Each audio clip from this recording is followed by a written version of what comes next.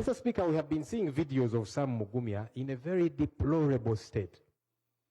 Now, I've seen some government officials say, no, those videos are AI generated. So if you are saying those videos are false, because they look to be in very grotesque shape, he cannot walk, he seems paralyzed and so on. If government, as I've seen some government officials say, no, those are not true videos. I mean, using government officials, that should be loosely. Why not produce him in court so that his family can take a look at him and know this is what's happening? Because it's been a year. Now, Honorable Chivumbi is now in jail, nursing injuries. And there is a police doctor's report to that effect. The injuries that were inflicted on him, and he's getting treatment. So they held him for 19 days, beating him up every single day. And as I've said, this is captured in a police doctor's report. Imagine that. How embarrassing. Police, underline, police doctor's report, where they talk about what happened to Mwanga Chivumbi. Why? You're watching Mordecai Marissa Live Political Commentary. Please consider subscribing to help grow Uganda's Voices of Struggle ecosystem. Thank you. I cannot appreciate you enough for using your valuable time to always go on social media, break down things for people.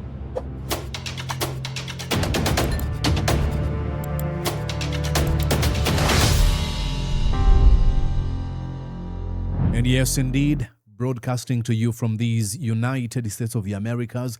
Good morning, good afternoon, and good evening from wherever you're watching me and at whatever time you might enjoy these conversations. I am the aforementioned Mordecai Marissa, and you're welcome to Mordecai Marissa. You guessed that right, live. Are you ready, ladies and gentlemen? I guess you are, because I am. Here to launch this project once again, and here to say happy Wednesday.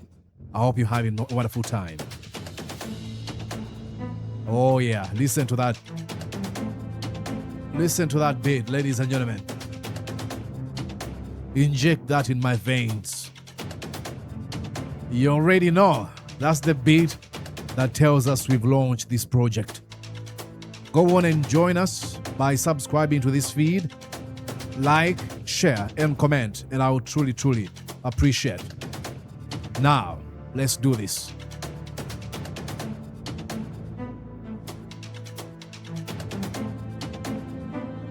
Come on. It is going down, ladies and gentlemen. Yes, it is. Okay, enough with your music, Mordecai Marissa. Ladies and gentlemen, days after a leaked video appeared to show missing activist Sam Mugumya in a shocking and emaciated condition, the controversy has now exploded on the floor of Parliament, and rightly so. Leader of opposition, the distinguished Joel Ssenyonyi, has thrown down a challenge to the Museveni lackeys, minions, stooges, acolytes, emissaries, all of them who are dismissing the footage as AI generated, artificial intelligence generated. He was blunt, and his message was straightforward. If the video is fake, then produce Sam Mugumya in court. Let Ugandans see him. Let his family see him. Let the truth speak for itself. That's what Ssenyonyi pretty much said on the floor of Parliament. Ssenyonyi argued that if there's nothing to hide, if Sam Mugumya is still alive and is not in that condition we saw, how about you present him before a competent court? And that would immediately end any form of speculations. Sounds easy to me. But every day that passes without him being produced only raises more questions about where he is and what his condition, what the condition he's living in. It further intensifies what many people are suspecting. So the burden is no longer on those asking questions. It is on those insisting there's nothing to see. How about you join us? Be like, come on. The criminal regime of Museveni doesn't torture people. Who does that? Then you know what? Then you avail this man. Present him before us. He was abducted by jackbooted thugs of Muhoozi Kainerugaba and Museveni. How about to be like, hey, okay, we're tired of your noise. Here is Sam Mugumya. And that's what I'm going to be showing you, where Joel Ssenyonyi made these remarks in Parliament. And my commentary. Once again, ladies and gentlemen, welcome to Mordecai Murisa Live. All right, ladies and gentlemen, I'm going to start with refreshing your mind. This is Sam Mugumya. He used to be personal assistant to Dr. Chiza Besigye. Look at how he looks. Look at how he looks. Look at his legs. Look at his thin body, like I said, emaciated. Look at him. He's trying to stretch his legs. Evidently, he cannot. He's struggling. Look at how he looks, ladies and gentlemen. This was a very flamboyant, exuberant, a sanguine character who has not committed no crime. But the jackbooted thugs of Museveni abducted him and have kept him in a political torture dungeon for now more than a year. And we still have Museveni, as I'll take you to Joel Ssenyonyi in a bit, as we still have Museveni making these stupid remarks. I don't know, of course, he's doing all these remarks for the West to see, to be like, oh, he actually cares. He doesn't care. I mean, let's go on and listen here to what he says. Our human rights record is incomparable to any in the world. Uganda's human rights is incomparable to any in the world. I mean, he's gotten to a point of mocking Ugandans. A rebel, a thug, who assumed to power by killing people. He's talking about the human rights records of Uganda being incomparable. I mean, maybe he's right. He's trying to say ours is worse. You cannot get any closer. Maybe that's what you're trying to tell us. Look at his shameless face. Look at his octogenarian, geriatric, idle, lying face. Look at this man. How do you get to this position where you tell lies with a straight face? The NRM. I don't like to listen to him. Let's go back here now. This is where, again, he was making these comments where he said, you guys, I'm asking you, do not beat people. I mean, he made comments. I had that comment. Yeah, let's go on and let me show you.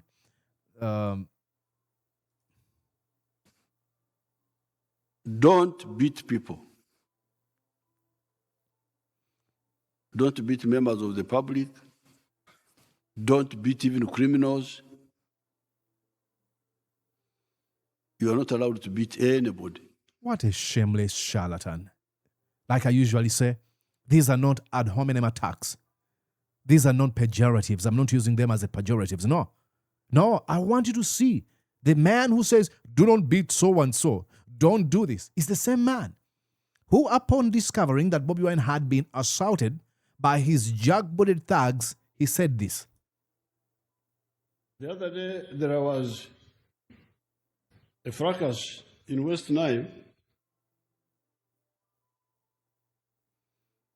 where our young friend Bobi Wine was tried to fight with security people. He never tried to fight. No, there's no evidence to back up all these claims.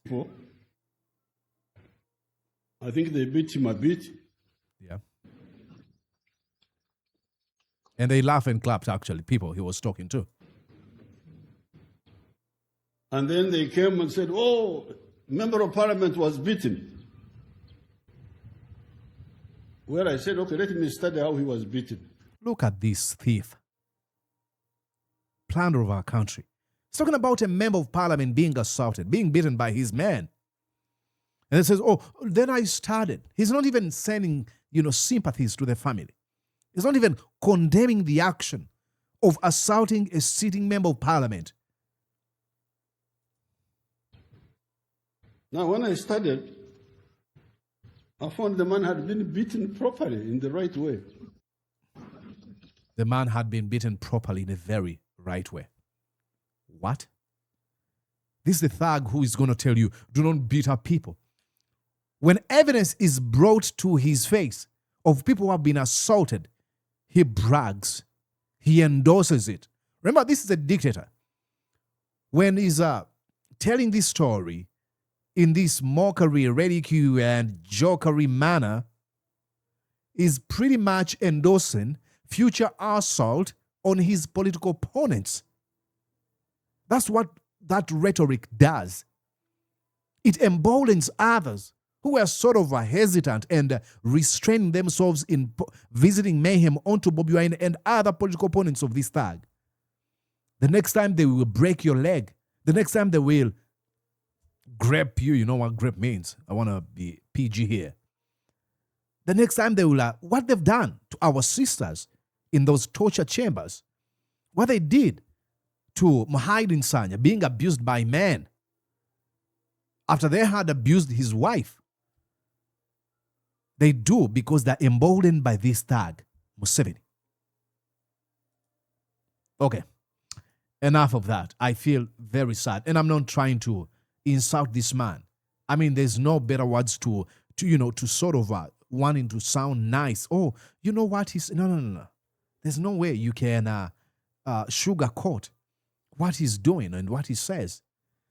Well, let's go to the distinguished leader, Joel Ssenyonyi. There's a gentleman called Sam Mugumya. He was taken on 26th of August, 2025. It's coming to a year now. Up to now. I keep wondering, if these people have committed an offense, why doesn't government produce them in court? Mr. Speaker, we have been seeing videos of Sam Mugumya in a very deplorable state. Now, I've seen some government officials say, no, those videos are AI generated. So if you are saying those videos are false, because they look to be in very grotesque shape, he cannot walk, he seems paralyzed and so on. If government, as I've seen some government officials say, no, those are not true videos. I mean, using government officials, that should be loosely. Why not produce him in court so that his family can take a look at him and know this is what's happening? Because it's been a year. Yeah, it shouldn't even be difficult to understand. If you're NRM, what are you doing? The opposition is not reaching for extreme, actions from government, saying, hey, just produce this person. He was arrested by your man. Mr. Speaker, this should not be acceptable in my view. Yeah, I said the other day that the 1995 Constitution is a brainchild of the NRM government.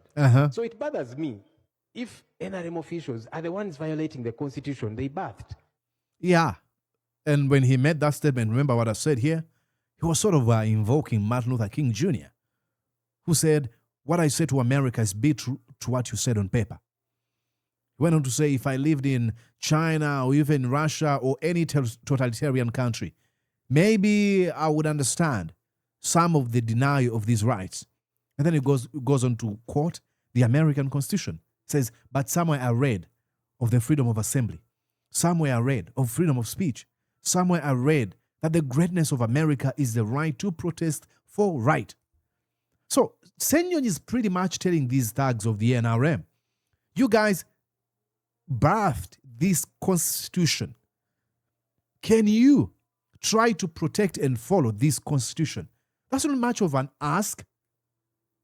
You pretty much said, this is how I'm going to, in order to present myself as a Democrat after having ascended to power by killing people, okay, let me pretend like I'm going to follow this constitution. How about you respect? We're not asking you, we're not saying, hey, the National Unity Platform or any other political party is trying to say, hey, here is what you have to follow. No, we're asking you to follow what you said that you would. It should be problematic even to colleagues in the NRM. Mr. Speaker, I kept severally raising the question of Honorable Mwanga Kivumbi. After 19 days, he was dumped at a police station. Meanwhile, police had been denying, even in their affidavit in court, they said, we don't know him, we don't know his whereabouts. But he was taken from police to court. Now, Honorable Kivumbi is now in jail, nursing injuries. And there is a police doctor's report to that effect. The injuries that were inflicted on him, and he's getting treatment. So they held him for 19 days, beating him up every single day. And as I've said, this is captured in a police doctor's report. Imagine that. How embarrassing. Police, underline, police doctor's report, where they talk about what happened to Mwanga Chivumbi. Why? Mr. Speaker, the chief, in fact, the commander-in-chief of the armed forces released a statement a short while ago. And he was castigating torture. And it's not the first time that he has done so, Mr. Speaker. Condemning how torture is bad. Saying you cannot use the evidence you've extracted out of torture in court because you can't adduce it. That person told you what they think you want to hear. What baffles me is that this is the commander-in-chief of the armed forces. If he's bothered, why is he not taking action against his juniors who are in government doing these things? Oh, I'll tell you, Joel Ssenyonyi, he's not bothered. He's a lying charlatan. He doesn't care. He doesn't care about the meaning of these words he uses. I mean, he's ruled through brutality, through dictatorship. When he says, oh, do not torture, that's a dog whistle to his jackbooted thugs to torture. He's the same man who dispatched his jackbooted thugs to beat up members of parliament when they were amending the constitution to remove the age limit. It's the same man who ordered the raid on NUP parties, the same man who promoted Muhoozi Kainerugaba shortly after, putting Uganda's diplomatic relations with Kenya in crisis and promoted him to a rank of a full general. Is the man who, despite of the abuse of the constitution and abuse of office by Muhoozi Kainerugaba, continues to keep him in the position as the commander of Uganda's defense forces. That Museveni doesn't care. Oh, chief in command. He does not care. These arguments are really good if we are living in a democracy. And I am so glad. Look, I'm not trying to criticize Joel Ssenyonyi. I'm so glad that, he's saying all these words to be documented, because when time of reckoning comes, we shall go back. The likes of Tayebwa and their accomplices and enablers in this lawlessness and impunity will have to answer. They will not ignorance as an excuse. They were told. But this is not a democracy. It is a kakistocracy. That's why you see Janet Kataha Museveni, the least qualified to lead the Ministry of Education and Sports. It is a mobocracy being led by mob, the 1986 mob. It's not a democracy. It is a kleptocracy being led by thieves. It's not a democracy at all. That's why he says this, and then they do the total opposite, because to them, do not torture, it means torture. When it says do not beat up people, it's pretty much telling them, beat them, break their limbs, do everything you can. Visit the most cruel brutality or mayhem onto those people. Sad. We want government to help us understand. They won't. I'm sorry. But I'm so glad that you're saying it. I might sound like I'm asking him to not to raise these questions. No, I'm so glad he's doing it. Putting everything on record. This is going on the Parliament is answered. Time is going to come. They will answer. Is it too much to ask when we say, if somebody has committed an offense or is suspected to have committed an offense, produce them in court, not to take them somewhere, beat them up, after several days, take them to court? Is it too much to ask?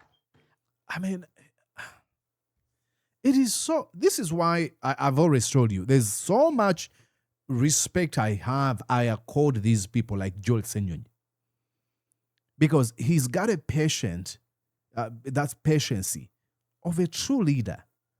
Because how many times is he got to repeat himself over and over again every time he's in parliament, speaking to a charlatan, opportunist, lack of character, lack of charisma, and lack of personality, Thomas Tayebwa? How many times is he going to say this? Thomas Tayebwa would be really angry and say, you know what? As Speaker of Parliament, I'm not happy to what is happening to a veteran politician in the names of Muhammad Mwanga Chivumbi. We ask government to tell us, but no, because he's an enabler of this lawlessness and impunity. And by the way, this is not something that affects only we in the opposition, everybody. The other day we were talking about a colleague. I'm glad after a while she was released, the Honorable Margaret Etilu from Amuria. That's NRM, but she had been disappeared for a while. What? And several other examples that we can give.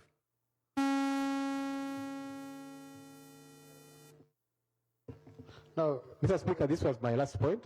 yeah, because So- rope, you know, the rope is privileged. The rope is for privileged. Don't listen to this guy. The rope is for privileged. He went on to say, please, don't you are privileged now summarize. Look at him. Yeah, but it also has a time limit. Time limit. So I request you, Your request to you. just conclude. I request to you just to conclude. That guy. I request to you just conclude. It has a time limit.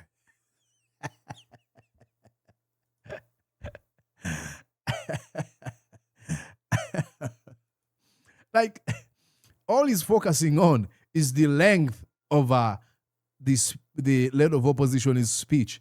It is not the content, the substance in his message. Praise, I know you are privileged. Praise concludo.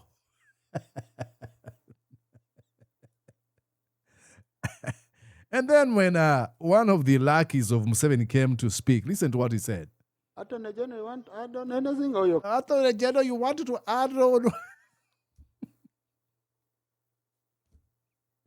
What's wrong with this guy? Attorney General, you wanted to add on anything or it is okay? What? Like, that's so lousy. Think lightly of these very important issues. Attorney General, you wanted to add on it's anything. Attorney General, you want to add on anything or you're comfortable? Oh, you're comfortable. That way. That way. Oh, sorry. Right Honorable Speaker. Words like adopted, abducted, Imagine.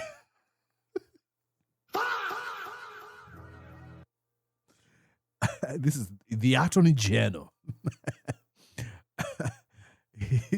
He wants to say, do not use the word abduct. Basically, the words like adopted, adapted.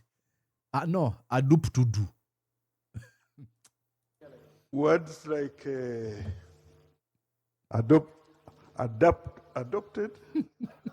abducted, picked, kidnapped, disappeared should not be in our vocabulary.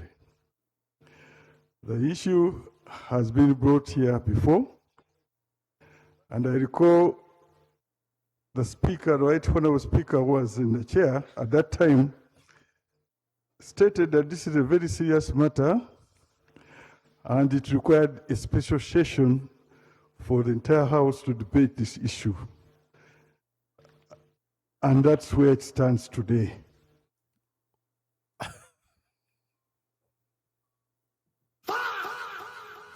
It requires a special session. It requires a special session today. Attorney General. We're talking about life of a man who is dying in a torture dungeon. All he cares about is, oh, you want to get your language right.